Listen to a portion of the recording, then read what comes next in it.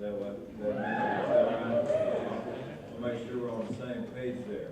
Good to see you. Matthew 9:36 is our text for the morning. Matthew 9:36.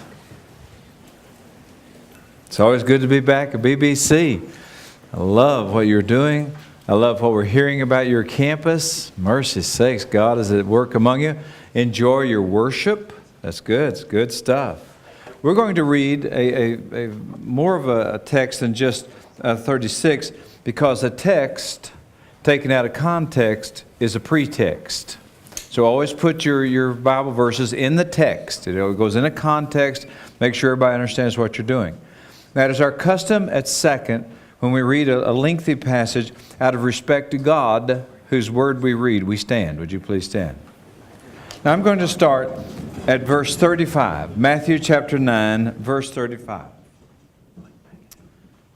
And Jesus went about all the cities and villages, teaching in their synagogues, and preaching the gospel of the kingdom, and healing every sickness and every disease among the people. Let me stop right there. Look here at me for just a moment. If you need a good sermon for Sunday morning, that's one of the easiest verses in the Bible to exegete. Going, teaching, preaching, healing. Go thou and preach it, okay? Now verse 36. But when he saw the multitudes, he was moved with compassion on them, because they fainted and were scattered abroad as sheep, having no shepherd.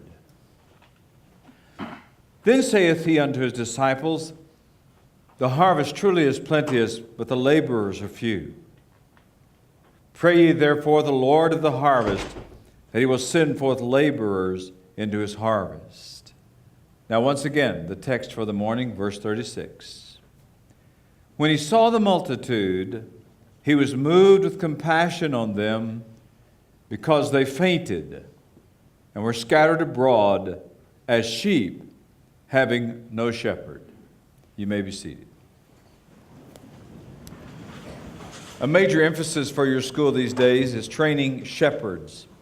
And so when I was asked to come, I thought, all right, I think I can do that. I'll go to this famous passage, and we'll see what maybe the Lord would have for us today. First of all, it says that Jesus saw the multitudes. Jesus had ample opportunity to analyze people because he was with them all the time. One of the greatest challenges you're going to face in the ministry is staying around lost people. It's going to be very difficult for you to have much to do with lost people.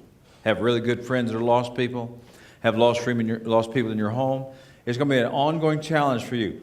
Now, I'm of the older generation. We thought there were two Bible verses. My generation was raised on two Bible verses. John 3:16, which is my favorite. And then the other one was, come out from among them and be ye separate. We thought that was the whole gospel of the kingdom. Love God and stay as far away from lost people as you can. Well, now we're learning that we misinterpreted that second verse.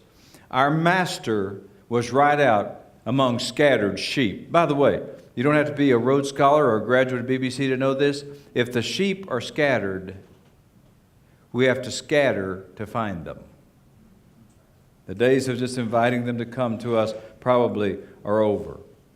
Now, when we look at the lost people, now in the Bible, shepherds and sheep are used in different contexts, and that's why we had to put this in its context. Sometimes sheep refers to believers. Sometimes it's Jesus talking about the people of Israel who are straying away from God. In this context, he's talking about people who are straying. He goes down to that next passage and he says, the harvest is great, but the workers are few. So put it in his context. He's saying, here are people that are just missing what the gospel is all about. And when you look at that type of people, what you see tells you more about you than it does about them. Sometimes we view them with apathy. Who cares? Whatever. Some people look at them with contempt. Just leave them to their own deserts. Let them reap what they sow. They made their bed hard. Let them sleep in it. Some look at lost people with anger. People need to get a grip and straighten up. I think I need to ask you the question that I ask my own denomination. When are we going to quit being mad at lost people for acting like lost people? My denomination, I'm a Southern Baptist, my denomination has been on a 30-year temper tantrum. Mad at lost people for acting like lost people. When are we going to deal with that? When are we going to come to grips with the fact that if we are angry with them, the problem probably is not them, the problem is probably with us. Then some look at the crowds and see them with despair. This is mine. This is my great weakness here. It's hopeless. Might as well give up. The job is too daunting. This is the one I struggle with the most. I just look around at lostness as a pastor. I live in this world of trying to reach people for Jesus. And I read the news headlines just like you do. And I look around and say, this thing is lost. It is gone. It is hopeless. Give it up. But that's not the way Jesus looked at them. When Jesus looked at them, look what it says. Go back to our text, please, verse 36. When he saw the multitude, he was moved with compassion on them. Now notice his response. No apathy, no contempt, no anger, no despair, just compassion. For those of you that like to follow Greek, the word from compassion there is the word bowels. Right here, your bowels. In the ancients, they knew that if you had intense emotion, you could feel it right here. This is where it hurt. And so that word became their word for any strong emotion. So here's what Jesus saw when he looked at these people that a lot of us look at with contempt and with anger. When he looked at them, his bowels hurt. He felt an ache in his gut. He said, ooh, ow. You see, the cross existed in Jesus' heart before it was erected on Calvary. And you will never be a shepherd. All of you in this room, in your own context, you are training to be shepherds in various and different ways. You will never be an effective shepherd if you do not have a shepherd's heart. All right, let's go back to our text now, back to verse 36 again. But when he saw the multitude, he was moved with compassion on them because they fainted and were scattered abroad as sheep having no shepherd. The word fainting is an interesting word, isn't it? I've only fainted a couple of times in my life. I'm a heart patient. A couple of times when I've had heart trouble, I have fainted. Everything seems to stop. Everything's in slow motion, and you're just beginning to fade away. You're losing your contact with reality. And so Jesus says, you see what you see here? They're like people who are fainting. They're like people who are slipping off into a different way of understanding life and the world. They're losing touch with the way that it really is. Now, we live in a fainting society. Over a generation ago, and I've been in the ministry 45 years, and over a generation ago, voices in this country began to clamor against the Bible and Christianity. They said that we can live without Jesus. That's what they said. These predictors of a new utopia said we can be moral without religion, we can be happy without God, we can be strong without the Holy Spirit, and we can be stable without the Bible. Did you get those four things? Let me say them to you again. We can be moral without religion, happy without God, strong without the Holy Spirit, and stable without the Bible. And now I stand before you a generation later, and I tell you that you have inherited the wreckage of that worldview. You are looking on a society of their making, of chaos. You see carnage all around you. What you are seeing people fainting, scattered abroad, sheep not having a shepherd. And you're calling, you are in this institution because you sense that your calling is somewhere in the middle of this mix to be a shepherd to somebody somewhere. They said people don't need to go to church. There are other organizations, there are societies and groups that'll meet people's needs for interaction. And so the result has been, since we moved away from the church, we now have the loneliest society in the history of the Western world. Loneliness is one of the main problems in our culture. People are fainting. They're just sort of fading off, like sheep that are scattered, a sheep without a shepherd. And here you are as a shepherd. You know what you can tell people like that? Sure you do. You can say, our master came to put the solitary in families, the book of Psalms says. Jesus came to take the ones who feel lonely and left out and give them small groups. Give them places where they can belong. Give them places that they can come and find some meaning. And now, at our church, I say something that always makes everybody mad, and that's okay. I'm pretty secure in my job, so I can get away with that. Don't you try this, but I can do this. We tell our people, you do not have a small group unless there's lost people in it. Now, that's so controversial. You'll wake up in the middle of the night and say, did he really say that? So I'm going to say it again. You see, you have your little discipleship groups, you know, you all kind of get together, you love one another, and you're just sharing life together. And I promise you, you're just going to keep on doing that, and you're not going to make any impact on lostness at all. You're not going to find a sheep anywhere that's scattered. Zero. None. And you're all just going to love each other, and you're going to get closer to God, and you're just going to grow and get smarter and smarter and smarter, and you're going to go to heaven alone someday. And you're going to answer to the living God. You do not have a small group until you have a lost person in it. Because you are here to find some scattered sheep. That is your role. And a lot of those scattered sheep are lonely because a generation ago, somebody began to say they don't need the church. They don't need that type of fellowship. They said a generation ago that Christianity shackled the mind, that it made us negative and pessimistic.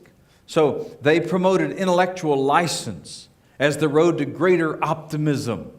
And the result is that we're the most mentally ill culture in the civilized world. We cannot train psychologists and counselors fast enough to handle the caseloads of people whose lives are fainting.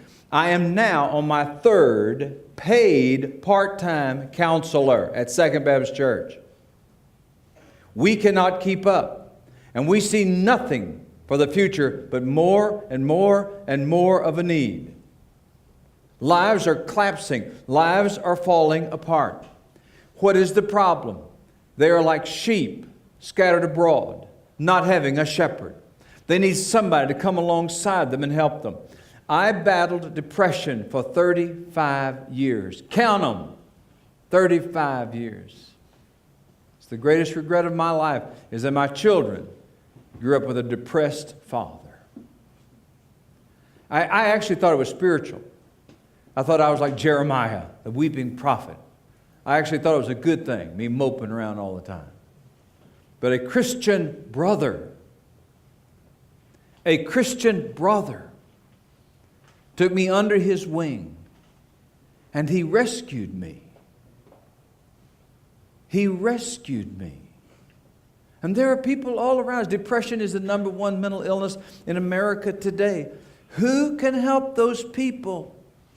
Shepherds. Who can do something about scattered sheep? Shepherds. And that's what you're here to learn about. A generation ago, they said casting off Bible restraints would liberate women and children. Boy, that was a big one. Women have been repressed long enough. Children have been held down. We need to set them free. Women need to be doing anything they want to do. They ought to have control over their own bodies. We ought to make divorce laws easier. Children should be freer to do what they want to. We shouldn't shackle them with the things that we believe. Let them find their own way in life. So we decided, well, okay, we'll cast off Holy Writ, and we'll try to make a better world for women and children. And the result is the largest divorce rate in the world, resulting in more single moms in poverty than ever in the history of our country, resulting in more poor children than we've ever seen before, more absentee fathers than anybody in their wildest dream ever thought would be possible. Nobody saw that one coming. By the way, that's the number one social problem in America today. Take it to the bank, I told you. The absentee fathers, number one. Now, all the rest of them you can put under there, but that's number one. So we have all these problems because we thought we were setting ourselves free. And what is the result? People are fainting. What has happened? Because women let their morals down. See, men are totally useless. Men are depraved, totally and completely. They're at 0, they're at -5. On a scale of 1 to 10, they're -5. They're down here morally and all that kind of stuff. The thing, a culture is totally dependent on its women. They're the only thing that'll save it. So we set the women free. And we said, come on over here and act like men. Be as depraved as we are. So when it came down with women, here's what happened. Women thought they were going to be set free. They thought they were going to be great. Here's what happened. Men over here found out they could have the sex without the marriage. So they keep waiting longer and longer and longer to marry. They can go out on any night to the right bars in this town, and they can have all the sex they want. And they said to us, we will set the ladies free. We will make it better for them. And all we've done is we've made it worse. A generation ago, they said that religion, by the way, come on back to that. You know what's the only cure for that? The only cure for that is for some of you all to get married and have the happiest marriages in your life. If you ever make a joke about your spouse in the pulpit, I pray that you have a pain in your backside immediately. Don't you ever stand up and make a joke about marriage. Not as long as you live. Don't you ever say anything demeaning about your spouse. Not one, ever. As long as you live. Because marriage is enough trouble as it is. They need to see some people who are happily married. You need to hold hands with your wife. You say, oh, I don't like to do that. Oh, I forgot it's all about you. Thanks for reminding me about that. You need to put your arm around your wife. You need to hug one another. You need to walk out the door holding hands. People, if you want to save the culture, if you want to help young people, if you want to be a shepherd, you teach them that the best way to live is one man with one woman till death do they part. Somebody say amen right there. Amen. All right. I'm enjoying this if you're not, boy.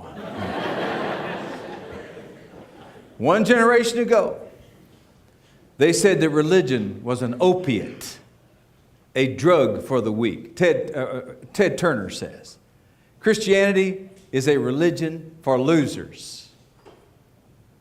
And then just to prove it, that he meant it when his wife got saved, he kicked her out. See, they said if we cast off the yoke of religion, the result will be strong individuals. And we're going to raise up this super race because we're going to cast off all these burdens and all these obstacles. And instead of people being strong, finding out people were strong and not being superstitious, the exact opposite happened. We found out there are so many people now addicted to different things in the country that we cannot start enough 12-step programs fast enough to help them. We have them all over the place. And we still can't make 12-step programs fast enough to handle all of these strong people who say we're going to cast off God and we're going to find ourselves. All of our efforts to help people apart from religion have not produced stronger people. They are fainting, scattered abroad, like sheep without a shepherd. You can have a person physically educated out the wazoo, totally brilliant, and he doesn't have a clue how to control his own power, his own private life. He's powerless to control his passions and his urges, even when they know right from wrong. They're not strong enough to choose the right and be against the wrong. The moral within people falls a slave to animal lust when anybody thinks they're strong enough to take care of their own problems. And conscience drowns in a sea of physically seeking new nerve endings to stimulate. Samson could overwhelm 100 Philistines, but he could not control one, himself. Robert Burns will forevermore be the most beloved poet of the Scottish people. In fact, he was just a few years ago voted the #1 Scottish person in the history of the world by the people of Scotland. He will always be their darling, but he died from excess of sex and alcohol in his 30s. You see, a generation ago, people said, we can be strong without God. Instead, we're as helpless as a baby trying to get a runaway locomotive under control. People are fainting. They are scattered abroad. What is the only hope? The only hope is for you to take under your wing someone who bought into this lie, to be a shepherd who will try to find someone, bring them into your small group, somehow bring them into your life, into your world, sit down with them, and then help them day and night. One of the reasons the early church succeeded, folks, was because those addicts, and they were totally addicted in the early church days. Sexual addiction was so far out, so perverse, we don't even talk about it. The only way they made it, we think, sociologists think, was that when a person became a Christian, their home was open 24 hours a day. So that the addict could run from work straight to the house and be surrounded by a loving group of people, go to his place and go to sleep, and get up next morning and immediately go to work. We saved them because we saw they were scattered, and like shepherds, we pulled them in. A generation ago, they said that we need to cast off the old ideas of guilt as merely a tool used by power brokers to keep the common people under control. There's no guilt that offends God, they said. Sin is a figment of your imagination. Negative sensations are merely hang-ups that society forces on us. People have been told this for a generation, and yet the hound of heaven relentlessly dogs them. You need to teach a lesson on that little word. God has put eternity in their hearts. There's a lot of meaning right there. You need to get that one. And Romans 1, and you're talking about the sins there, don't forget about the obligation of every human being toward God. It's not just socially induced. Guilt is not just something that is sort of passed down from generation to generation. It is the living God who probes, who causes conscience to stick in a person and makes a person feel that something is wrong. The world said, don't worry about it. And so a guy walks away, he doesn't worry about it. Says, oh, I'm free, I'm set free. And yet this thing keeps gnawing on him until life becomes like fainting, scattered abroad. As a sheep having no shepherd, and his only hope is somebody to come along beside him and say, hey, come on back. Let's talk about this a little bit. A generation ago, they said that casting off God would free us and make us happy. Instead, people are sitting in darkness. They don't have a clue of how to live. They don't know how to treat their spouses. They don't know how to raise their children. It's pathetic sometimes to go to a restaurant or a public place and see how people know nothing about raising children. And there's nobody there to help them. No one who will help them. They are scattered sheep. And we look at somebody, we'll look at a single mama over there, and she's got 3 kids jumping all over the place, and we will scorn her. When if Jesus were looking at the same woman and the same children, he would say, I am moved with compassion. My bowels are hurting me right now. That's a sheep scattered, and I need to try to be a shepherd. Right now, I envy you for living in this culture. Now, I'm the only preacher you're ever going to hear say that. This culture is going to hell so fast. You're going to have the opportunity to talk to anybody and everybody about the things of the Lord. One of the great things about a collapsing culture, when the whole thing starts just falling apart, when people get desperate, they're willing to talk. Americans are more interested in spiritual things right now than they have ever been before. Never have people been easier to talk to about spiritual things. There's an emptiness that secularism has produced that is causing people just to be desperate, that they're looking in strange places. Man, there's some weird stuff going on out there. But they're looking. That's the point. That's why the newspapers and television stations and the magazines all talk about religion all the time. You ever notice that? You ought to make a hobby of that. Go pick up Springfield Newsletter and just kind of flip through it. See how many articles on religion there are in there. Get Newsweek magazine, just kind of go through this. Oh my goodness, look at there, look at there. It's incredible. The Economist magazine, which is my favorite secular magazine, he's got page after page. I tore about 5 pages out yesterday to take home with me to read. Now, do you think that there's been a great revival at Newsweek magazine, Economist magazine, and the Springfield Newsletter? Do you think there's been a great revival and there's somebody in headquarters saying, oh, we've got to serve the living God? If you do, I want to talk to you. But no, there's not been. You know what they've learned? They've done their homework. They've done the polls. They've done the research. And they have found out that people want religious information. So why don't we try to do what CBS, NBC, ABC, and Fox News, and all the others have already learned to do, and it is just to engage people in conversation. Just ask them what they believe. Why do you believe that? Where did that come from? Just sit and listen and talk, and the whole world will open itself up to you, because people are fainting. They are scattered abroad. They desperately need shepherds that'll kind of reach out and pull them back in. Our master looked on them with tender eyes. And that's good, because when sheep break out on their own, you know as well as I do, sheep are the dumbest animal in the world. They do not know how to they cannot retrace their steps. They can never find the fold. That's why Jesus is always using them as his metaphor. It's hopeless. If they're halfway between the fold and a wolf, they're as likely to run toward the wolf as they are to run home.